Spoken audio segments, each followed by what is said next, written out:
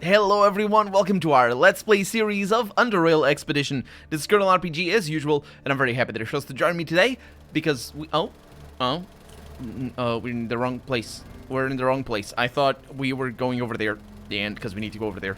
We're gonna need to recharge our batteries here as well, because our little scrap jet is not feeling it much today. Not feeling it much. And we have a lake poppy over there. I can take it while I'm on the jet. Okay. Let's explore this little island a little bit. There's some clam meat. And that's about that. No. I wonder if I can get through there. I cannot. Well, I'm going around. Because battery shbattery. Ain't nobody got time. Oh, wait a minute. Look at that. Carrie is activating disembark. Ellipses. Carry activates disembark. Period. Huh. I wonder why. I wonder what, I mean, it's a matter of fact. It's just you're activating disembark, and she does. That's what she does.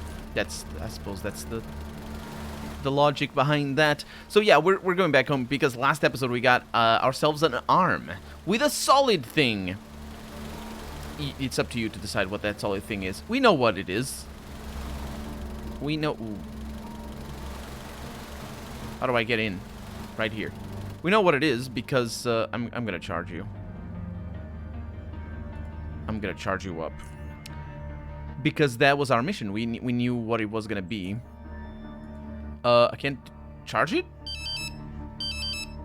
Carrie, this is Briggs. What's your status? Over. I can't even just shut it off. Shut it off. Just SMS. What is this? Anyway, I've located something. I've located something that might contain a functional microchip. That's the solid thing that I was talking about. Over. Oh, excellent. Bring it over to the camp immediately. We'll be waiting for you outside of the keep. Out. I'm gonna say nothing just to be annoying. The fire is burnt out. Yeah. Okay, we're here. Can I charge this from here? Whoa. It needs to be the big batteries, not these. Sort through there. Is it in the fusion cells?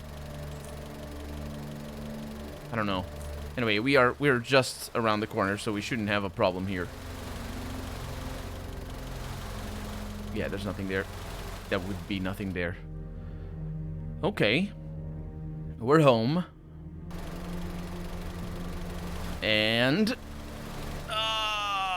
lost the battery at the very end. There it is. Okay, so I do need to use these, right? Is that how it is? No. Parts and trunks. Energy. When the vehicle runs out of energy, it will engage the auxiliary power and move extremely slowly. Yeah, that's not really... I'm not really concerned about that. Let me just transfer all of these. Coffee? Yeah, I don't need that. Oh, wait. We got things in here. B-arm small jet shocks. So you can change stuff. What's the stability for? Does it's to hit chance and stuff like that? I think it might be. Fortunately, I'm a magic user, so yeah. And I'm not going to use fireballs out at sea. So the medium scrappy engine. It's a medium unmarked electrical engine. What? A medium. A medium. Let's see. Scrappy vehicle battery. So I can remove it. And I can just charge it up. Oh, there it is. Yep. Use the small batteries first. I don't know if batteries actually... Excuse the hiccup. Actually lose... Or if you get a net... loss of battery power when you transfer energy from one battery to another. Now, usually they will equalize. So if you have a battery with let's say 10 amp hour, and you have another battery with 20 amp hour, then they're both gonna get the average. So basically, if the one with the 20 is fully charged, and once you want to load the one with the 10, then if you connect those together, they will equalize. So the one with the 10 amp hour is going to have 10 fully charged. The one with the 20 amp hour is not going to have those 10 that loses, but I wonder if there's efficiency losses there. That's what I'm trying to say here.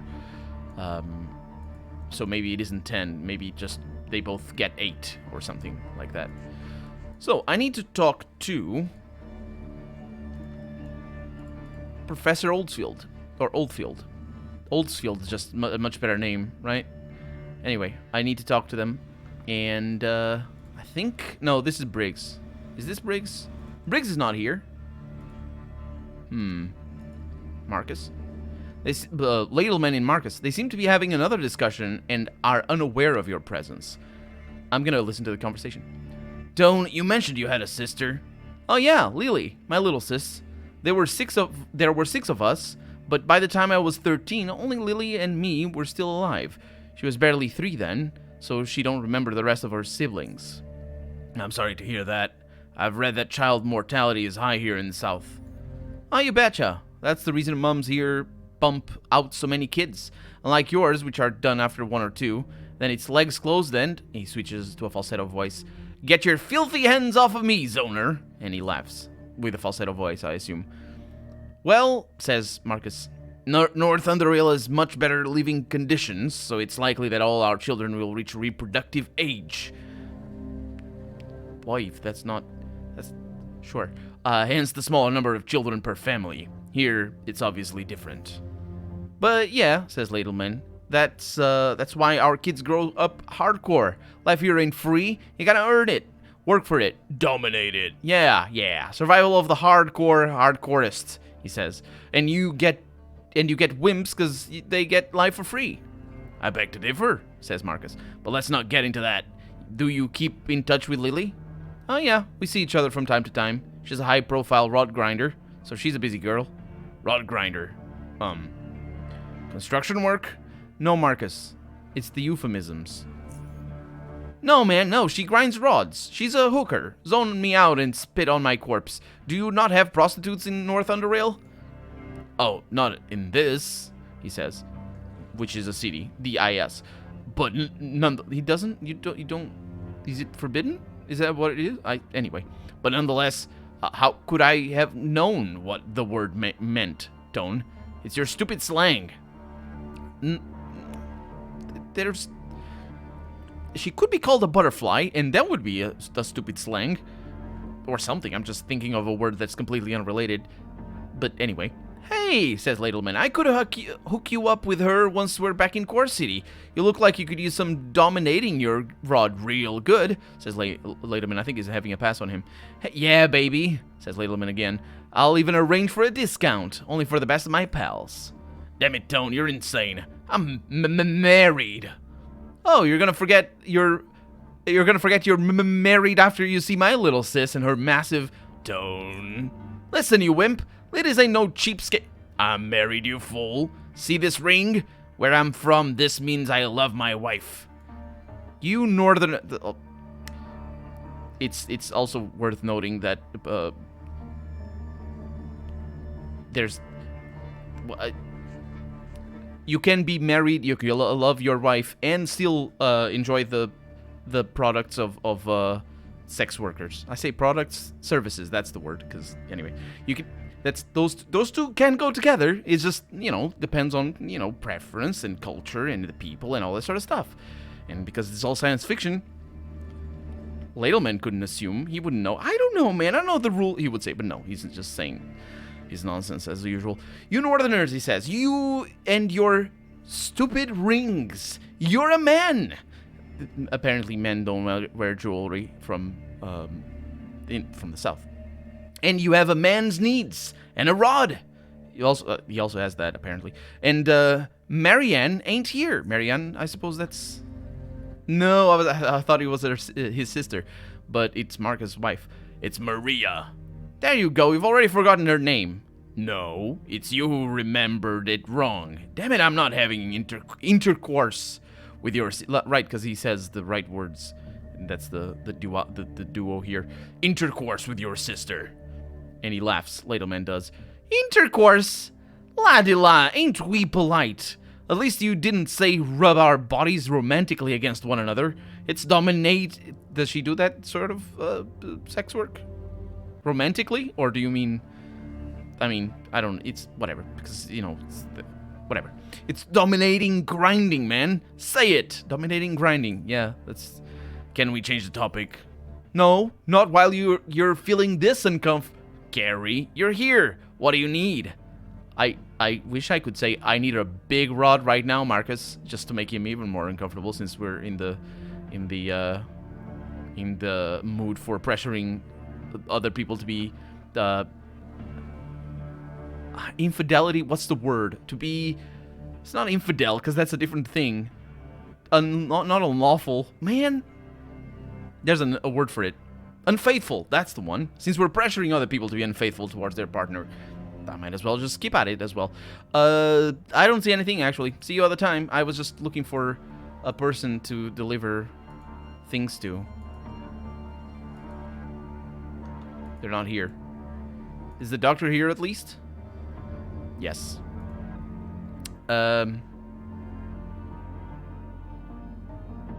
This is new, isn't it? This is... if I click continue, I can't come back.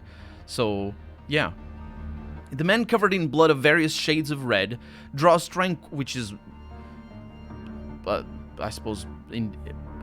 probably from different people is what it wants to say, but anyway. Draws tranquility from a cigarette, which has almost been reduced to what appears to be its filter, a small red tube that has active filter written on it, and you can read it.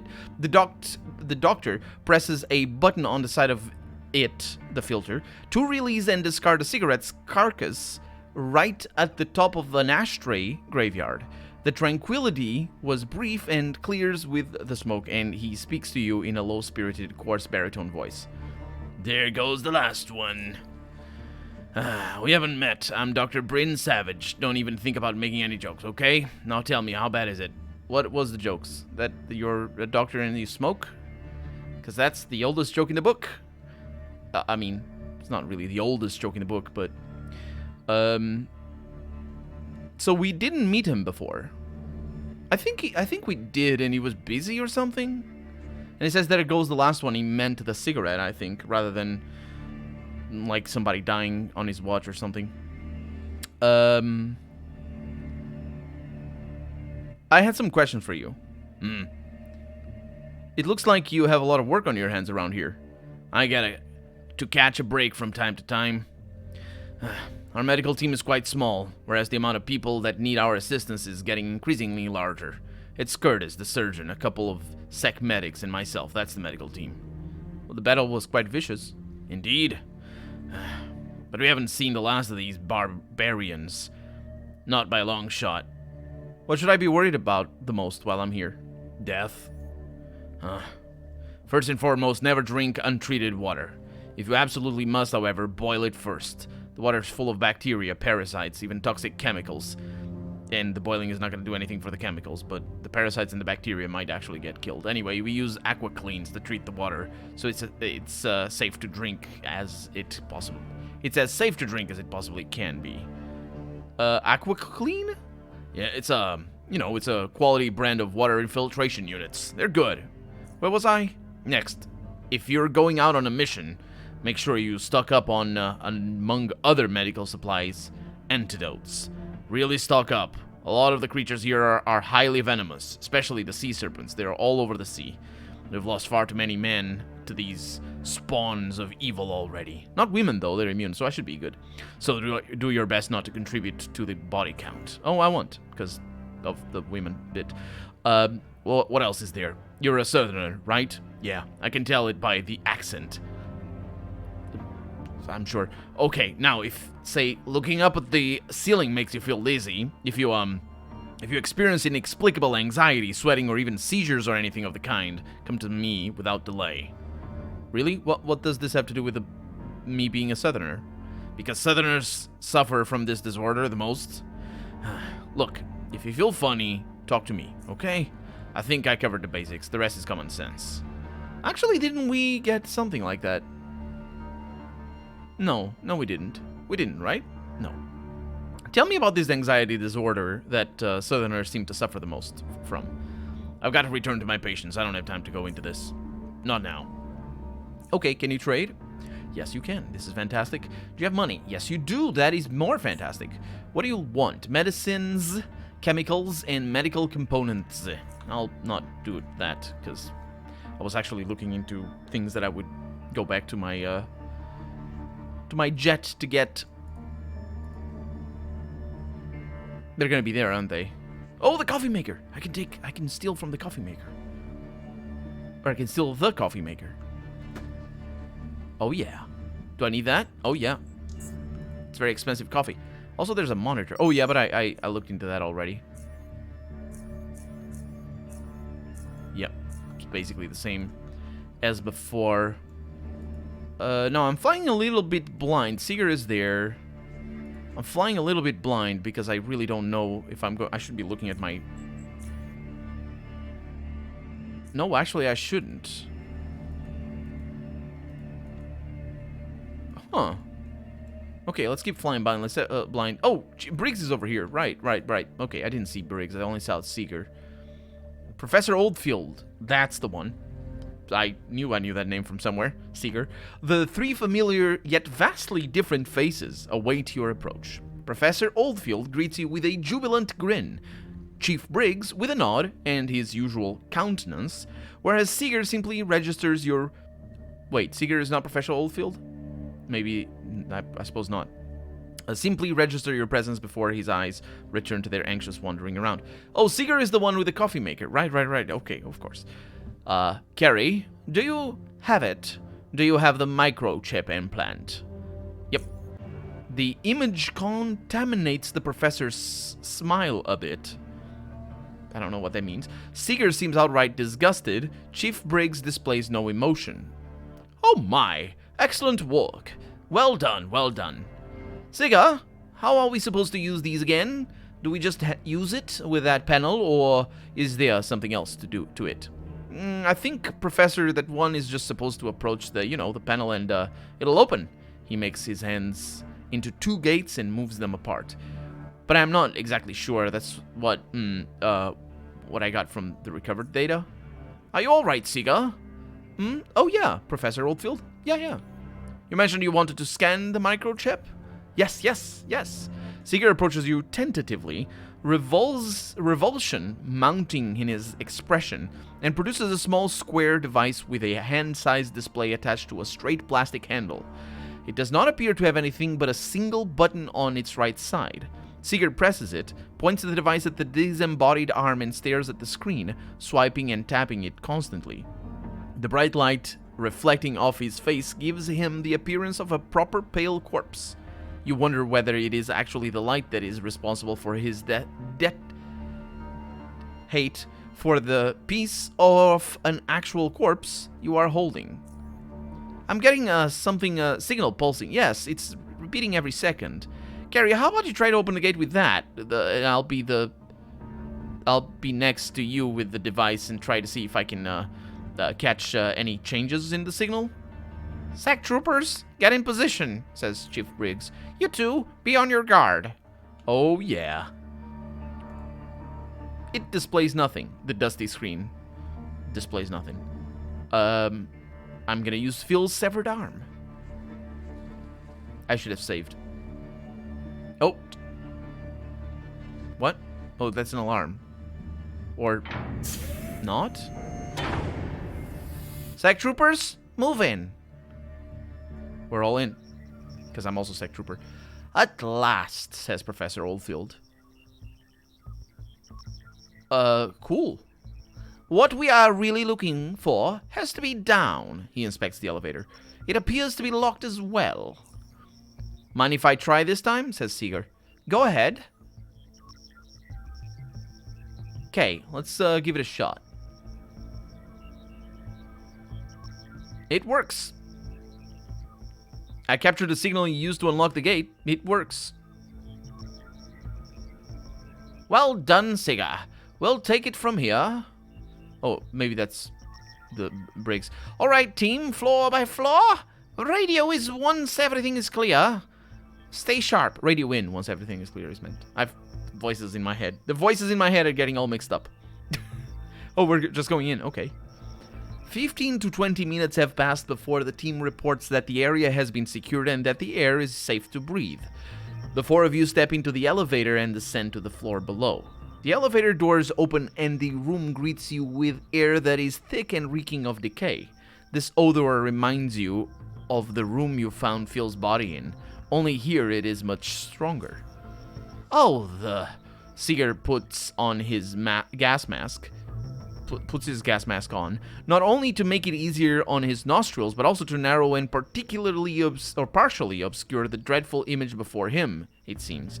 The professor plugs his nose, and even the chief seems to show some reaction to the malodorousness. The smell. Area is clear, sir. No signs of life. We haven't noticed any latent security systems either. Latent, that's another time that word is used. I think it means dormant. I think they're trying to use it as dormant. I'm not sure that means dormant in English, though. I would have to check. Not that it matters anyway. These men, they were NFT soldiers. Appears so, sir. From the evidence we've found so far, the majority of the soldiers killed each other. Those who remained standing committed suicide. Seeker reluctantly approaches one of the dead soldiers with his device. Two hollow eye sockets gaze at him from the ground, for he is probably the first man to approach them in centuries. If he wasn't the first man, they wouldn't gaze at him. Is that what you mean with four? Anyway, he outstretches his arms and scans a rotten hand on the ground while trying to keep the rest of his body as far back as possible. From this angle, you are able to see what is on the device's screen, and the screen displays one flat line. This one's dead. I mean, the implant. No signal. They killed each other? My goodness. The barricades and positioning indicate that they were in a defensive position, most likely lying in wait for Biocorp forces to come out of the elevator.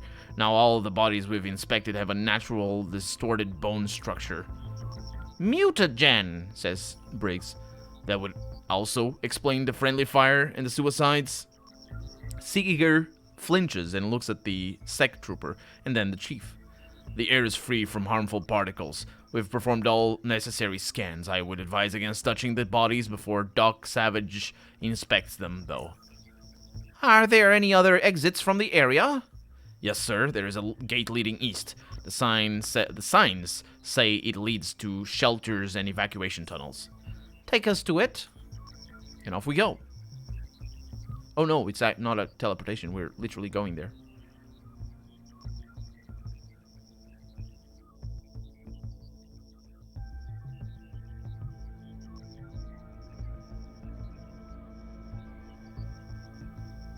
I don't see anything.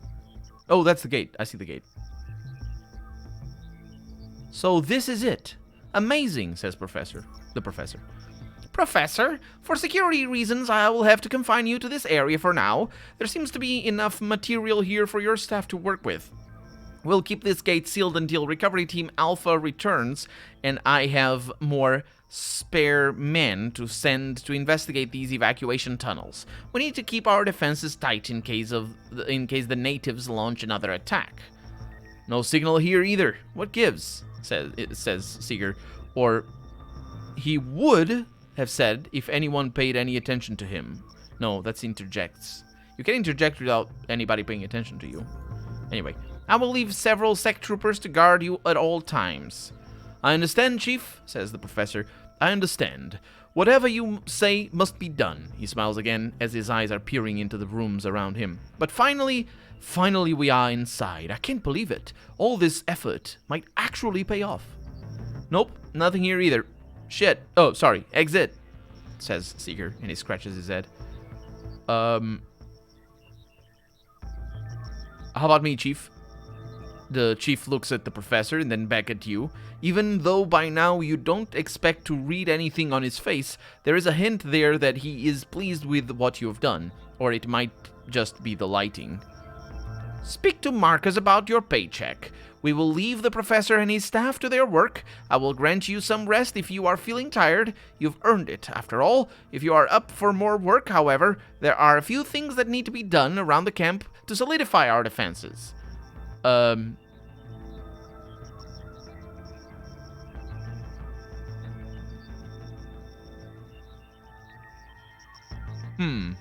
a matter of fact, I think I could use some rest.